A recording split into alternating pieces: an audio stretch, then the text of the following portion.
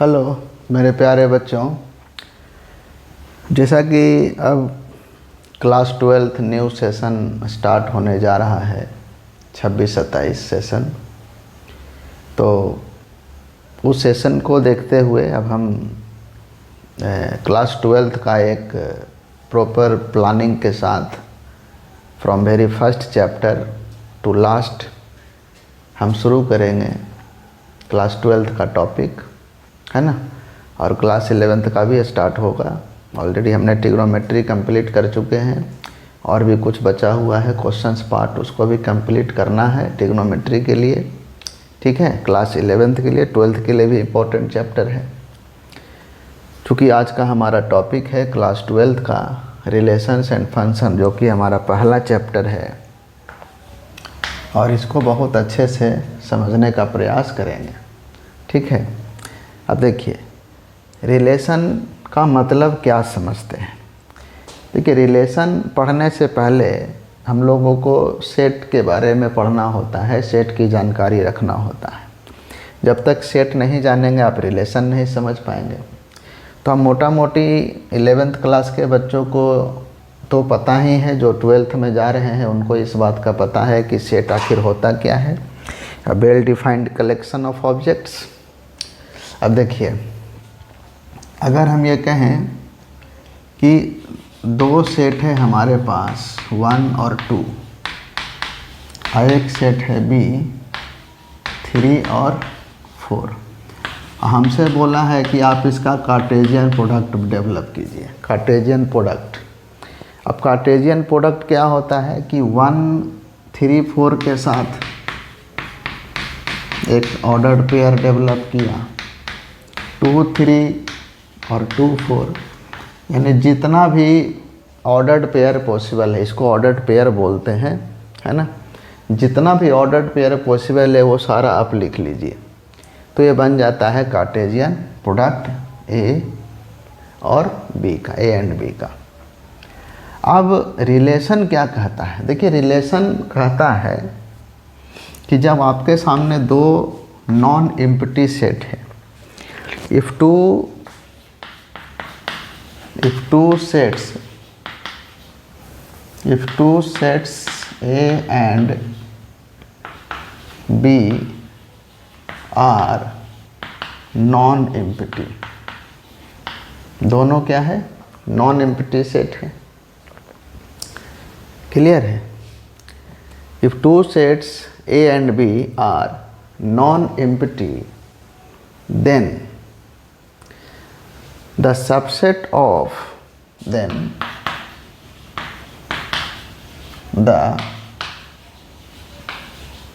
subsets of Cartesian product of A cross B is given by relation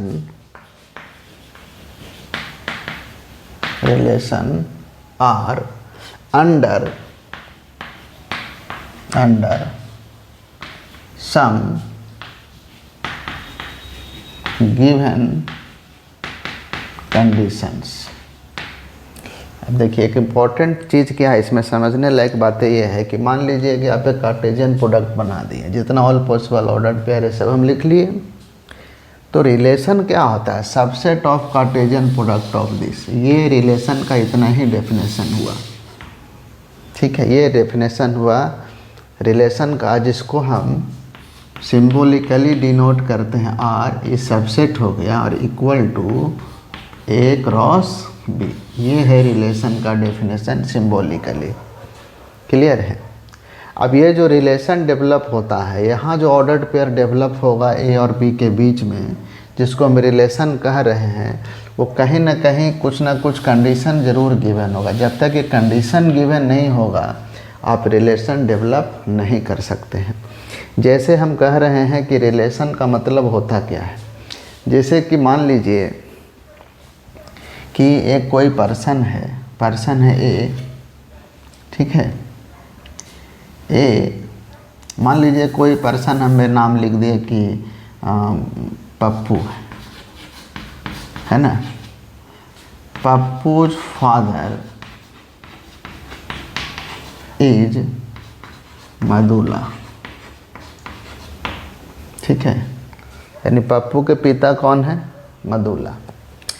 तो इसको ऐसे आप डिनोट कर सकते हैं कि पी से पप्पू बोल दिए, एफ जो फादर है और एम से मधुला हो गया, ठीक है। यानी पप्पू और मधुला के बीच में रिलेशन किसका है? फादर का। क्लियर है? यानी कहीं ना कहीं आपको रिलेशन डेवलप करने के लिए कंडीशन की ज़रूरत पड़ेगा, ठीक है। जैसे यही एक हमारा ऑर्डर्ड पेयर बना हुआ है। अब हम चाह रहे हैं कि एक रिलेशन हम डेवलप करें ए और बी के बीच में। तो मान लीजिए कि हम ऐसे लिख दिए, हम लिख दिए कि एक रिलेशन आर है, एग्जाम्पल लिख रहे हैं, और एक्स और वाई के बीच में हमको रिलेशन डेवलप करना है सच दैट। अब कंडीशन हमने लगा दिया कि जो एक्स है वो वाई से छोटा है, where x belongs to set A and y belongs to set B. ये एक रिलेशन हम बनाए एक्स और वाई के बीच में कि एक्स वाई से कैसे रिलेटेड है। तो एक्स वाई से जो रिलेटेड है वो इस तरह से रिलेटेड है, एक्स लेस देन वाई। अब हमको रिलेशन डेवलप करना है। एक्स लेना कहाँ से है? ए में से। वाई कहाँ लेना है? बी में से। अब बताइए कि जो सेकंड एलिमेंट है वो फर्स्ट एलिमेंट से छोटा होना चाहिए। तो अब देखिए सेकंड एलिमेंट फर्स्ट एलिमेंट से क्या होना चाहिए? यानी वाई बड़ा होना चाहिए, है ना। वाई बड़ा होना चाहिए। देखिए 3 बड़ा है 1 से, 4 भी 1 से, 3 भी 2 से और 4 भी 2 से, यानी कंप्लीट टोटल आ गया।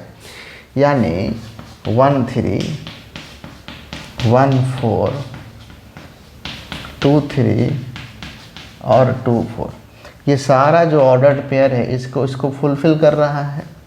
अच्छा, आप ये भी जानते होंगे नंबर ऑफ ऑर्डर्ड पेयर अगर हम लोग को पूछ देता है नंबर ऑफ ऑर्डर्ड पेयर, तो इसमें 2 एलिमेंट है, इसमें 2 एलिमेंट है, 2 2 जा 4, यानी number of total ordered pair हो गया 4। क्लियर है? ये हम लोग को 11th क्लास में ही पढ़ना है।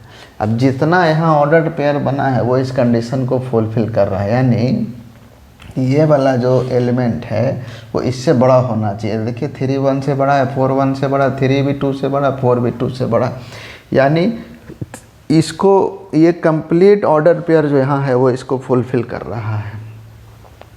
अब जैसे कि अब हम लोग टाइप्स ऑफ रिलेशन में जब जाएंगे, ठीक है, टाइप्स ऑफ इस एक्स वाई को हम एक्स रिलेटेड टू वाई भी ऐसे भी लिखते हैं, ठीक है, ऐसे भी इसको डिनोट किया जाता है कि एक्स और वाई के बीच में रिलेशन डेवलप कर रहे हैं। तो वो रिलेशन है क्या, उसका कंडीशन क्या है। अब जैसे कि अब हम लोग को पढ़ना है टाइप्स ऑफ रिलेशंस। देखिए क्लास 12th में 3 तरह का रिलेशन हम लोग को पढ़ने के लिए मिलता है, रिफ्लेक्सिव, सिमेट्रिक और ट्रांजिटिव। उसी में आता है इक्विवेलेंस रिलेशन। लेकिन उससे भी पहले कुछ बेसिक चीज़ें हम जान लेते हैं कि जैसे एक है हमारा एम्प्टी रिलेशन, दूसरा है हमारा, ये बेसिक्स हम बता रहे हैं, यूनिवर्सल रिलेशन। ठीक है, इतना ये 2 पहले आप समझिए। देखिए यूनिवर्सल रिलेशन का मतलब क्या होता है कि मान लीजिए कि एक सेट में एक सेट है कि if elements of set A is related to each elements of same set। each की बात कर रहा है कि हर एक एलिमेंट किसी पर्टिकुलर सेट का हर उस एलिमेंट के साथ रिलेटेड होगा, अटैच्ड होगा। यानी जितना भी ऑर्डर्ड पेयर आप बना रहे हैं वो सारा ऑर्डर्ड पेयर उस रिलेशन में दिखना चाहिए। जैसे यहाँ पर आपको दिख रहा है कि हमने ये ऑर्डर्ड पेयर बनाया और ये ऑर्डर्ड पेयर पूरा का पूरा हमको यहाँ मिल गया। तो इसको एक तरह से आप यूनिवर्सल रिलेशन भी कह सकते हैं कि जितना ऑर्डर्ड पेयर आया सब इसमें यहाँ मिल गया आपको। यहाँ जो इक्वल टू आप देख रहे हैं ना, ये यूनिवर्सल रिलेशन को ही बताता है। ठीक है, अगर ये हट जाए तो रिलेशन बन गया। अब रिलेशन में यूनिवर्सल छोड़ के सारा रिलेशन डेवलप होगा, एम्प्टी रिलेशन नहीं आएगा। इक्वल टू लगा दिए, यूनिवर्सल रिलेशन हो गया, है ना। यानी जब R इक्वल टू हो जाएगा हमारा A क्रॉस B, है ना, जब दो सेट रहेगा तब। मान लीजिए सिंगल सेट है तो A क्रॉस A, है ना, तो हमारा बन गया यूनिवर्सल रिलेशन। एम्प्टी रिलेशन कब होता है? जब R इक्वल टू 5 हो जाएगा। 5 मतलब, 5 का मतलब हो गया नल रिलेशन। ठीक है, मतलब आपको जो रिलेशन आप बना रहे हैं उसमें एक भी उसमें नहीं मिल रहा है। जैसे इसी में अगर हम x लेस देन y की जगह पर x ग्रेटर देन y कर देते हैं, ऐसे, ये हमारा रिलेशन होता। x ग्रेटर देन y मतलब कि पहला एलिमेंट दूसरे से बड़ा होगा, ऐसा तो एक भी नहीं है। इसका मतलब है कि जब कंडीशन ऐसा लगा देंगे तो हमको एम्प्टी रिलेशन मिल जाएगा। क्लियर है? क्या मिल जाएगा? एम्प्टी रिलेशन मिल जाएगा। आप लोगों को समझ रहे हैं? ये होता है हमारा क्या, वॉइड रिलेशन और एम्प्टी रिलेशन। क्लियर है? अब इसको एक एक करके आप समझेंगे। ठीक है, अब यहाँ पर आपको समझना ये है कि जब हम दो कंडीशन यहाँ यूज किए, एक लेस देन बाई एक ग्रेटर देन बाई, तो लेस देन बाई में पूरा आ गया, जितना भी ऑर्डर्ड पेयर यहाँ बना सारा का सारा इसमें आ गया, तो यूनिवर्सल हो गया। ग्रेटर देन बाई जब यहाँ लिख देते तो इसमें एक भी इसमें फुलफिल नहीं करता, क्योंकि इस रिलेशन को ये ऑर्डर्ड पेयर फॉलो नहीं कर रहा है। एक भी ऑर्डर्ड पेयर इस कंडीशन में नहीं आएगा, मतलब हमको रिलेशन मिला ही नहीं, मिल ही नहीं रहा है, तो वो बन गया हमारा एम्प्टी रिलेशन। ठीक है, अब आपको जो इम्पोर्टेंट जो क्लास 12th में जो हम लोग को पढ़ना है, अब हम उसकी चर्चा करेंगे। ठीक है, अब देखिए, अब हम डिस्कस करेंगे टाइप्स ऑफ रिलेशन जो हम लोगों को क्लास 12th में पढ़ना है। वैसे तो 3 ही पढ़ना है, बट एक एक्स्ट्रा हम चर्चा करेंगे, और वो है आइडेंटिटी रिलेशन। ठीक है, आइडेंटिटी रिलेशन। अब देखिए, आइडेंटिटी रिलेशन एक और हम लिख देते हैं रिफ्लेक्सिव रिलेशन। Reflexive relations. ठीक है, रिफ्लेक्सिव रिलेशन। अब इसमें हम लोग देखना ये है कि इन दोनों को हम कैसे डिफाइन करेंगे। तो एक कॉमन स्टेटमेंट जो है वो पहले हम लिख देते हैं। ये कॉमन स्टेटमेंट है तीनों के लिए, जितना भी 3 नहीं 4 है। हमने क्या बोला, 4 की चर्चा करेंगे, identity, reflexive, symmetric and transitive. देखिए स्टेटमेंट क्या है कि relation R in set A is called identity relation। अब देखिए क्या लिखा हुआ है, relation R in set A। किसी सेट में हमने एक रिलेशन बनाया जिसको हम R से डिनोट कर रहे हैं, तो उस सेट से जो हम लोगों को ऑर्डर्ड पेयर मिल रहा है, जो हम रिलेशन डेवलप कर रहे हैं, वो आइडेंटिटी कब कहलाएगा? जब it's called if each element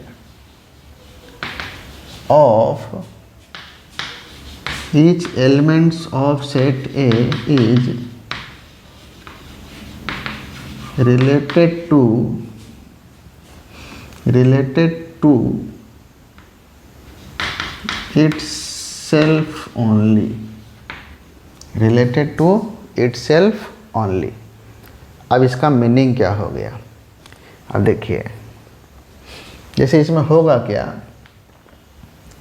कि मान लीजिए कि इसको एग्जांपल से हम समझाते हैं कि मान लीजिए कि हम कॉमन सा एग्जाम्पल एक सेट ले लिए ए, हम लिखे 1 2 3, 3 एलिमेंट है इसमें, और हमको इसका बनाना है आइडेंटिटी रिलेशन। अब देखिए आइडेंटिटी रिलेशन बनाने के लिए क्या करेंगे कि हमको लिखना क्या होगा इसमें। देखिए कुछ करना नहीं है, मान लीजिए कि if a b belongs to R, मतलब एक ऑर्डर्ड पेयर हमने बनाया जो रिलेशन बना रहा है, रिलेशन में मिल रहा है हम लोगों को, है ना, अंडर कंडीशन, अंडर जो भी कंडीशन हम लगाए उस कंडीशन के बिहाफ पर एक ऑर्डर्ड पेयर बना। If and only if a equal to b where a comma B belongs to set A. अब यहाँ ध्यान देना है, ए इक्वल टू बी लिखा हुआ है, ए बी एक रिलेशन बना, जो ऑर्डर्ड पेयर है वो रिलेशन आर से हम लोगों को मिल रहा है, जो हमने कंडीशन, जो भी कंडीशन हम लगाए हों। मान लीजिए इसका अगर यहाँ पर एक सेट ए हमारे पास है तो हम इसका एग्जाम्पल लिख रहे हैं इस सेट के अकॉर्डिंग। तो आर जो बनेगा आइडेंटिटी में वो क्या बनेगा, 1 1 2 2 और 3 3, बस इसके अलावा कुछ नहीं मिलेगा आपको। यानी जितना भी एलिमेंट उस सेट में होगा उन सब का डबलेट आपको दिखना चाहिए। तो इसमें होगा ओनली डबलेट, क्या होगा, ओनली डबलेट की बात यहाँ पर होगा, ओनली डबलेट। अब ओनली डबलेट का मतलब क्या हो गया कि भाई 1 का डबलेट क्या होगा, 1 1, 2 का डबलेट क्या होगा, 2 2, 3 का डबलेट क्या हो गया, 3 3। अब चूँकि आइडेंटिटी की बात कर रहा था, अब आप बताइए कि आइडेंटिटी कार्ड हम लोग पहनते हैं तो उस आइडेंटिटी कार्ड में हमारा ही इन्फॉर्मेशन होता है ना, हमारे स्कूल का नाम, हमारा रोल नंबर, हमारा ही क्लास, हमारा ही सेक्शन, हमारा ही मोबाइल नंबर, हमारा ही ब्लड ग्रुप में, हमारा ही एड्रेस, जो कुछ भी उस आइडेंटिटी कार्ड में है वो सारा हमारा ही रिलेशन है, हमारा ही आइडेंटिटी उसमें है ना, हम ही से रिलेटेड है। इसलिए यहाँ जैसे 1 है तो 1 का आईडी, अब ये 1 इसका आईडी कार्ड है तो 1 का इन्फॉर्मेशन 1 के लिए होगा, 2 ये पर्सन है तो इसका इन्फॉर्मेशन 2 के लिए होगा, 3 कोई अनदर पर्सन है तो इसका इन्फॉर्मेशन 3 से रिलेटेड होगा। यानी इसमें डिफरेंट नहीं दिखेगा आपको, ओनली डबलेट का केस आएगा। ये होता है आइडेंटिटी रिलेशन, ठीक है। अब इसमें देखिए, अब आते हैं रिफ्लेक्स। देखिए रिफ्लेक्सिव और रिलेशन में थोड़ा सा अंतर आ जाता है, ठीक है। वो अंतर आता क्या है, ज़रा इसको समझिएगा। देखिए इसमें इसका डेफिनेशन क्या होता है कि if A comma B belongs to R, ठीक है, विच इम्प्लाइज डैट, मान लीजिए A comma B belongs to R है, यहाँ भी जो होगा वो ए होगा बी के बराबर, या फिर आप ऐसे इसको कह सकते हैं कि ए तो बी के बराबर होगा। इसको आप ऐसे लिख दीजिए, ऐसे नहीं लिखना है, इसमें हम ऐसे कर देते हैं कि if A comma a belongs to R for every element of set A, है ना, for every element of set A. अब आप देखिए यहाँ पर समझना ये है कि यहाँ डबलेट तो होगा, यहाँ क्या है, ओनली डबलेट। इसमें क्या होगा, यहाँ देखिए, यहाँ कह रहा है कि रिलेटेड टू इटसेल्फ ओनली, यहाँ रिलेटेड टू इटसेल्फ ओनली नहीं है। यहाँ जो आपको, यहाँ 2 चीज़ समझिए, ऐसे समझिए, ये डबलेट भी है प्लस नॉन डबलेट भी है, ऐसे समझना है, सिंपल भाषा। डबलेट भी है और नॉन डबलेट भी है। मतलब कि अगर हम कहें कि इससे हमको एक रिलेशन बनाना है तो डबलेट तो लिखना ही है, 1 1 2 2 3 3, ये तो रहेगा ही रहेगा। मान लीजिए इसके अलावा 1 3 भी आ गया तो इसको भी हम रिफ्लेक्सिव रिलेशन कहेंगे। कहने का मतलब है कि अगर किसी भी रिलेशन में जितना भी एलिमेंट, अगर सबका डबलेट मिल गया, अगर डबलेट मिल गया, बाकी देखने की ज़रूरत नहीं है। अगर डबलेट मिल गया तो बाकी देखने की ज़रूरत नहीं है। इसके अलावा एक्स्ट्रा कुछ भी लिख दे फिर ध्यान ही नहीं देना है, वो रिफ्लेक्सिव रिलेशन कहलाएगा। आइडेंटिटी कहता है ओनली डबलेट, बट रिफ्लेक्सिव कहता है डबलेट प्लस नॉन डबलेट। यानी every element of set A is related to itself, only नहीं हम लिख रहे हैं, every element of set A is related to itself. ये कंपलसरी है कि होना ही चाहिए, ठीक है। यानी दोनों इक्वल होगा, ओके, बट ओनली वर्ड यहाँ पर नहीं आएगा, ओनली वर्ड यहाँ से हट जाएगा। किसमें? रिफ्लेक्सिव में। तो यहाँ पर मान लीजिए कि एक और हम लिखें, मान लीजिए हम लिखें 1 1 3 3 और 1 2 कर दिए, क्योंकि ये तो बन सकता है। अब यहाँ पर हम देख रहे हैं कि जो 1 1 का डबलेट है, 3 3 का डबलेट, लेकिन 2 का डबलेट नहीं है। तो 2 का डबलेट चूँकि मिसिंग है, इसलिए ये रिफ्लेक्सिव नहीं होगा, है ना। अब ये रिफ्लेक्सिव क्यों नहीं हुआ? Because 2 does not belongs to R, इसलिए ये रिफ्लेक्सिव नहीं कहलाया। क्योंकि रिफ्लेक्सिव होने के लिए जितना भी एलिमेंट होगा उस सेट के अंदर सबका डबलेट होना चाहिए। अगर डबलेट एक भी एलिमेंट का मिस है तो वो रिफ्लेक्सिव नहीं कहलाएगा। क्लियर है? ये है हमारा रिफ्लेक्सिव रिलेशन। अब हमारा 3rd नंबर में आ जाइए, सिमेट्रिक रिलेशन। अब ये सिमेट्रिक रिलेशन क्या है भाई? सिमेट्रिक रिलेशन किसको कहेंगे? देखिए, सिमेट्रिक रिलेशन कहता है कि if a b belongs to R, है ना, विच इम्प्लाइज डैट कि if a b belongs to R implies that b comma a belongs to r। ठीक है, क्लियर है? तो ये रूल को फॉलो करेगा कि ए बी अगर मिला तो बी ए ढूंढिए है कि नहीं। अगर ए बी मिला तो बी ए ढूंढिए कि उसमें प्रेजेंट है या नहीं है। ठीक है, क्लियर है? अब फॉर ऑल, जैसे यहाँ सेट हम ले लिए हैं, सेट ए ले चुके हैं, तो for all A comma B belongs to A, क्योंकि हम यहाँ पहले ही लिख चुके हैं कि जो रिलेशन डेवलप कर रहे हैं वो सेट ए से कर रहे हैं। ठीक है, तब चूँकि सेट ए से कर रहे हैं तो यहाँ पर हमको लिखना होगा कि if a b belongs to R implies that b a belongs to R. अगर मान लीजिए कि आपको ए बी मिला तो बी ए ढूंढिए, बी ए है कि नहीं, जैसे उसका अपोजिट ढूंढना है, वो प्रेजेंट है कि नहीं है। और ए और बी दोनों कहाँ से बिलोंग करेगा? सेट ए से। इसका एग्जाम्पल लिख देते हैं। देखिए, इसका एग्जाम्पल हम क्या लिख सकते हैं कि मान लीजिए कि रिलेशन लिखे हम लिखे वहाँ से, वहीं से ले रहे हैं 1 2 1 3 1 2 है, यहाँ 2 1 लिखें तो 1 2 का 2 1 प्रेजेंट है। चलिए ओके, कोई बात नहीं, फुलफिल किया। लेकिन 1 3 है और 3 1 नहीं है तो ये सिमेट्रिक नहीं कहलाएगा। लेकिन जैसे ही इसका उल्टा हम लिख दिए ये सिमेट्रिक कहला जाएगा। जैसे हम देखें 1 2 माने ए बी, तो इसका उल्टा देखिए है कि नहीं, तो है यहाँ पर 2 1। 1 3 का उल्टा 3 1, ये भी यहाँ प्रेजेंट है, यानी ये सिमेट्रिक रिलेशन कहलाएगा। यानी कहने का मतलब ये है कि जब आप कोई ऑर्डर्ड पेयर ढूंढ रहे हैं तो उसका अपोजिट ढूंढिए, उसमें मिल रहा है कि नहीं मिल रहा है। देखिए, डबलेट के केस में क्या होगा?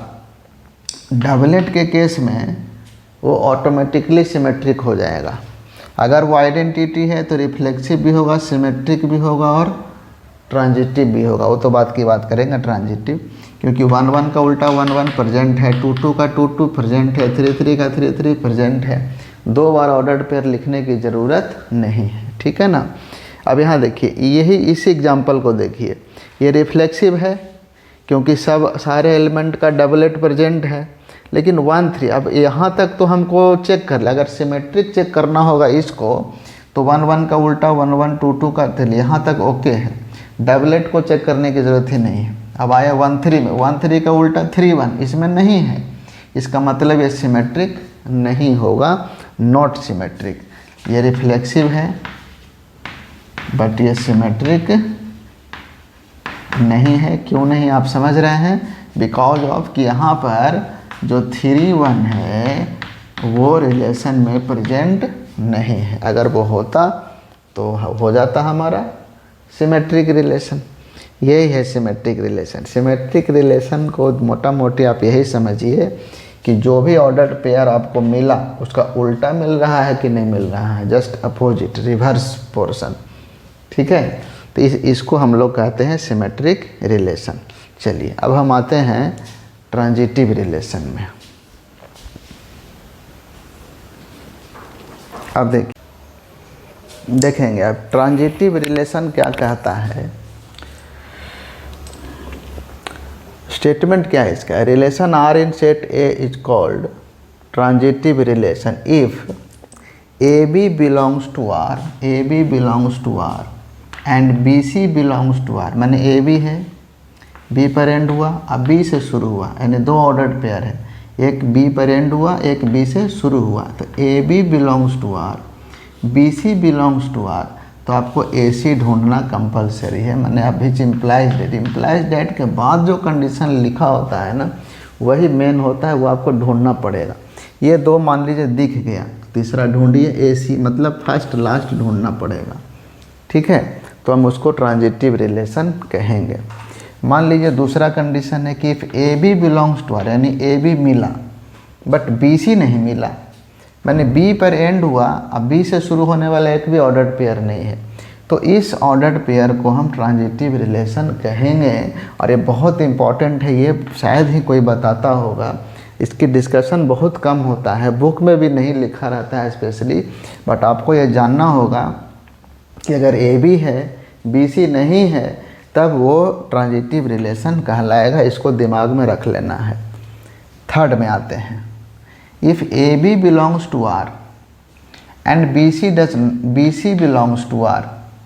मान लीजिए ए बी है, बी सी भी है, लेकिन ए सी नहीं है, तब वो ट्रांजिटिव नहीं कहलाएगा। एक बात दिमाग में रखना है, अगर ए बी बी सी मिला तब ए सी ढूंढना पड़ेगा आपको, ये कंपलसरी है। ये कंपलसरी है कब? जब ये दोनों हम लोगों को पता है। जब ये नहीं पता, ये पता, तब ये कंपलसरी नहीं है। तो कंपलसरी या नेसेसरी तभी होता है जब ए बी के बाद बी सी मिल गया तो ए सी ढूंढना है, नहीं तो ढूंढने की ज़रूरत नहीं है। तब उस केस में वो ट्रांजिटिव नहीं कहलाएगा। जैसे मैं एग्जांपल लेके 1 2 पर एंड हुआ और 2 से शुरू हुआ, यानी ए बी बी सी, तो ए सी ढूंढिए, 1 3 यहाँ पर है तो ट्रांजिटिव हो गया। मतलब हमने खाली सिर्फ अभी इसको चेक किया है। ठीक है, अगर ये ए बी है तो ये बी सी है तो ए सी हो गया। अब यहाँ ये ए बी, अब यहाँ इसको चेक करना है तो ए बी, यानी जितना भी ऑर्डर्ड पेयर हम बनाएंगे अंडर सम कंडीशन, उन सब ऑर्डर्ड पेयर को चेक करना होगा कि ये सिमेट्रिक है कि नहीं है, ट्रांजिटिव है कि नहीं है, रिफ्लेक्सिव है कि नहीं है, चेक करना होगा। जैसे ये ए बी, तो ये बी है, तो बी से शुरू होने वाला तो एलिमेंट ही नहीं है, तो ये हो गया ट्रांजिटिव। 1 3, फिर 3 पर एंड हुआ, 3 से शुरू होने वाला एलिमेंट नहीं है तो हो गया ट्रांजिटिव। ठीक है, जब ए बी बी सी मिले ना तब ए सी ढूंढना है। देखिए 1 2 ए बी, तो ये है b c, 1 2 a b b c, तो 1 3 देखिए यहाँ पर है तो हो गया ट्रांजिटिव। 1 1 पर एंड हुआ, 1 से यहाँ शुरू हो रहा है, 1 से यहाँ भी शुरू हो रहा है, जैसे हम इसको अलग से लिख, जैसे 1 1 है तो ये बी है, तो 1 पर एंड हुआ तो 1 से यहाँ भी शुरू हुआ, 1 से यहाँ भी शुरू हुआ, ये खुद भी है। अब जैसे मान लीजिए कि 1 2 भी है और 1 3 भी है। अगर ये ए बी है तो ये बी सी है, तो पहले इसको चेक कर, यहाँ से मिलना क्या चाहिए हमको, 1 2 ए बी बी सी तो ए सी, 1 2, ए बी बी सी तो ए सी। अब देखिए 1 3 तो खुद ही है, इसका मतलब ये भी है ट्रांजिटिव। अब ये 2 3 में 3 पर एंड हुआ, 3 से स्टार्ट होने वाला एक भी नहीं है तो ये ट्रांजिटिव हो गया। ये भी 3 पर एंड हुआ, 3 से स्टार्ट होने वाला एक भी नहीं है तो ये ट्रांजिटिव हो गया। ये होता है ट्रांजिटिव रिलेशन की कहानी, ठीक है। और इसको ज़रूर ध्यान में रखना है कि ए बी अगर है बी सी नहीं है तो बी सी ढूंढने की ज़रूरत नहीं है, उस केस में वो ट्रांजिटिव रिलेशन कहलाता है, ठीक है। चलिए अब कुछ क्वेश्चन कर लेते हैं। अब देखिए यहाँ पर एक क्वेश्चन हम लिए हैं, क्वेश्चन से ही कॉन्सेप्ट को आप समझ पाइएगा क्लियरली, ठीक है। चलिए एक सेट है ए, 1 2 3 एलिमेंट है उसका, और एक रिलेशन डेवलप किया हुआ है, ठीक है। हमसे पूछ रहा है कि ये किस तरह का रिलेशन होगा, रिफ्लेक्सिव, सिमेट्रिक, ट्रांजिटिव, किस टाइप का ये रिलेशन है। चलिए सबसे पहले अगर हम रिफ्लेक्सिव की बात करें, रिफ्लेक्सिव कहता क्या है। रिफ्लेक्सिव कहता है कि जितना भी इस सेट में एलिमेंट है सबका डबलेट होना चाहिए, ठीक है। डबलेट होना चाहिए, यानी डबलेट प्लस नॉन डबलेट दोनों हो सकता है। अब डबलेट होना चाहिए, इसका मीनिंग क्या हो गया कि 1 1 होना चाहिए है, 2 2 है, 3 3 है, नहीं ये तीनों जब मिल गया यानी हम कहेंगे कि ये जो रिलेशन R है, ये जो R है यहाँ पर R इज रिफ्लेक्सिव, ये R रिफ्लेक्सिव कहलाएगा, ठीक है। चलिए अब चेक करते हैं सिमेट्रिसिटी, है ना, सिमेट्रिक रिलेशन। सिमेट्रिक क्या कहता है कि उसका अपोजिट प्रेजेंट होना चाहिए। जैसे हम कह रहे हैं कि ये है, ऐसे अपोजिट प्रेजेंट होना चाहिए, इसका अपोजिट बिल्कुल, ठीक है। यानी मिला जुला करके उसका मिरर इमेज आपको देखना है। अब देखिए तो ज़रा, जो डबलेट है उसको तो चेक ही नहीं करना है, ना सिमेट्रिक के केस में, ना रिफ्लेक्सिव के केस में, और ना ट्रांजिटिव के केस में, ठीक है। वो ऑटोमेटिक हो जाता है। डिफरेंट जब आए तब आए, देखिए 1 2 है, 1 2 का 2 1 प्रेजेंट है क्या इसमें, देखिए तो 1 2 है, 2 1 प्रेजेंट है इसमें, नहीं है। इसका मतलब जो R है वो symmetric, R is not symmetric. अब भैया ये क्यों सिमेट्रिक नहीं हुआ, इसका रीज़न आपको लिखना होगा, because 1 2 belongs to R but 2 1 does not belongs to R। इस ऑर्डर्ड पेयर की वजह से, या 2 3 भी देखेंगे तो 2 3 का उल्टा 3 2 होता है, वो भी प्रेजेंट नहीं है। तो जब एक ऑर्डर्ड पेयर का उल्टा नहीं मिला, अपोजिट नहीं मिला, उसका रिवर्स नहीं मिला, तो बाकी चेक करने की अब ज़रूरत क्या है, हो गया सिमेट्रिक नहीं होगा। अब आते हैं ट्रांजिटिव में, देखिए डबलेट को चेक करने की ज़रूरत नहीं है, जो डिफरेंट है उस पर आइए। अब हमको मान लीजिए कि ट्रांजिटिविटी चेक करना है, ठीक है। तो डबलेट है, यहाँ तक छोड़ दीजिए, यहाँ पर आइए 1 2 के लिए। 1 2 अगर ये ए बी है तो देखिए कि 2 से शुरू होने वाला कहाँ का एलिमेंट है, 2 से ये भी स्टार्ट हुआ, 2 से ये भी स्टार्ट हुआ, तो 2 को इस तरीके से हम बना लेंगे। एक बनाएंगे 2 2 के साथ और एक बनाएंगे 2 3 के साथ। ए बी बी सी, तो ए सी क्या होगा इसका 1 2। हम कह रहे हैं कि ए बी है बी सी है तब ए सी ढूंढना है, ए बी है बी सी है तो ये हो गया 1 3। अब आप देखिए ये दोनों तो सब पहले से प्रेजेंट है, इधर चेक करना क्या 1 2 इसमें है 1 3 है, इसका मतलब ये ट्रांजिटिव है। ये सब तीनों तो है ही, ये भी हो गया। अब आइए 2 3 के लिए, 3 पर एंड हुआ, 3 से शुरू होने वाला 3 3 है, तो एक ही है, बस एक ही 3 3। चलिए इम्प्लाइज डेट, ये दोनों ए बी बी सी, तो ए सी क्या होगा 2 3। अब 2 3 है इसमें है, हो गया ट्रांजिटिव। अब आइए 1 3, 3 पर एंड हुआ, 3 से शुरू होने वाला ये 3 3 है और तो कहीं नहीं है, तो ए बी बी सी, तो ए सी 1 3 1 3 प्रेजेंट है। इसका मतलब ये ट्रांजिटिव रिलेशन भी होगा। मतलब ये ट्रांजिटिव रिलेशन भी है। R is a transitive relation, है ना। इस तरीके से हम ट्रांजिटिव रिलेशन सिमेट्रिक रिफ्लेक्सिव को चेक कर सकते हैं। क्लियर है। यहाँ पर रिलेशन पहले से बना हुआ है। क्लियर है। अब होगा क्या कि मान लीजिए सेट लिख के दे दिया है, रिलेशन ऑर्डर्ड पेयर के फॉर्म में ना लिख करके एक इक्वेशन के फॉर्म में लिख देगा और आपको with the help of that equation इस तरीके से एक रिलेशन बनाना होगा और उसके बाद फिर एक एक करके सारे कंडीशन को चेक करेंगे कि उसके कंडीशन को फुलफ़िल कर रहा है कि नहीं कर रहा है।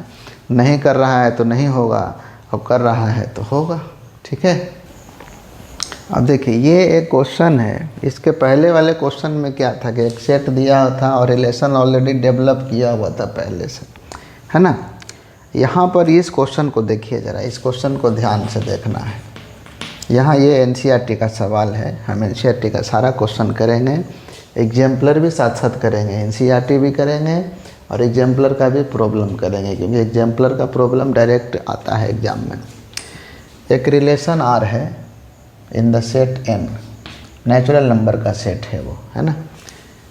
क्लियर है। जो रिलेशन आर जो हम डेवलप कर रहे हैं, जो रिलेशन हम डेवलप कर रहे हैं, वो रिलेशन के एलिमेंट हम कहाँ से ले रहे हैं, नेचुरल नंबर का सेट है हमारा। ठीक है ना, सारा नेचुरल नंबर है।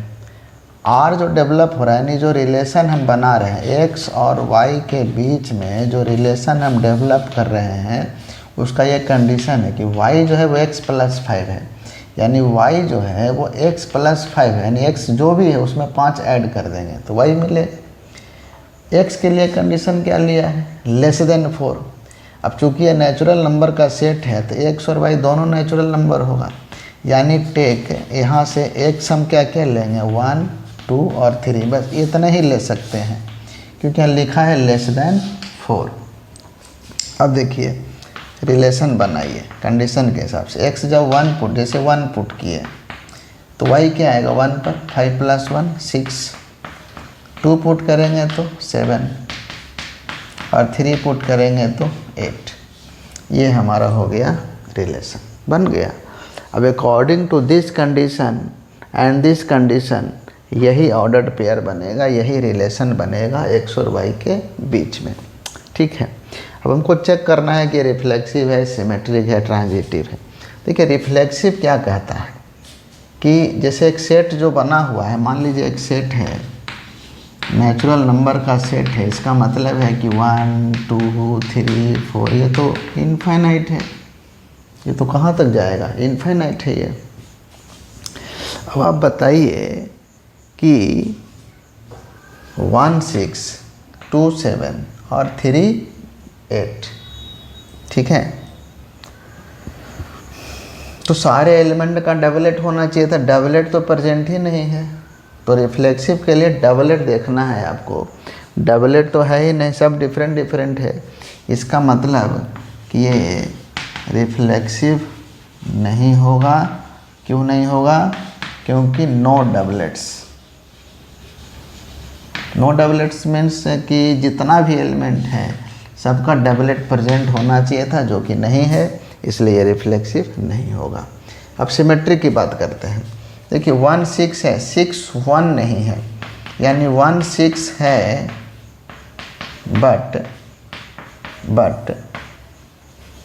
6, 1 नहीं है। सो R इज नॉट सिमेट्रिक, ये सिमेट्रिक रिलेशन नहीं होगा। ठीक है। अब आते हैं ट्रांजिटिव में। ए बी, बी सी नहीं है। देखिए ए बी, बी पर जैसे बी पर एंड हुआ, बी से शुरू होना है, शुरू होने वाला 6 से शुरू होने वाला तो एक भी नहीं है, मतलब ये ट्रांजिटिव होगा। जैसे ए बी बी सी मिलेगा तब ना ए सी ढूंढेंगे, या बी सी है ही नहीं तो क्यों ढूंढेंगे। 2, 7, 7 पर एंड हुआ, 7 से शुरू होने वाला एक भी एलिमेंट तो हो गया ये ट्रांजिटिव, और ये भी हो गया ट्रांजिटिव। मतलब कि here R is a transitive relation, R transitive relation कहलाएगा। क्लियर है। यानी यहाँ जो रिलेशन मिला वो सिर्फ और सिर्फ ट्रांजिटिव रिलेशन है, ना ये सिमेट्रिक है ना रिफ्लेक्सिव है। क्लियर है? तो ये है हमारा कहानी रिफ्लेक्सिव, सिमेट्रिक और ट्रांजिटिव का।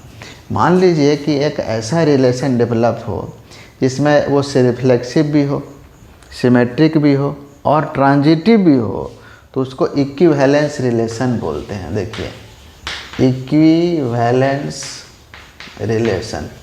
अब इक्विवेलेंस रिलेशन कब कहते हैं, कब होता है? जब वो रिलेशन रिफ्लेक्सिव भी होगा, सिमेट्रिक भी होगा और ट्रांजिटिव भी, मतलब तीनों नेचर शो करेगा। एक ऐसा रिलेशन जो तीनों नेचर शो करे, रिफ्लेक्सिव भी शो करे, सिमेट्रिक भी शो करे, ट्रांजिटिव भी शो करे, उसको इक्विवेलेंस रिलेशन हम लोग कहेंगे। ठीक है, अब हम कुछ क्वेश्चंस और करेंगे।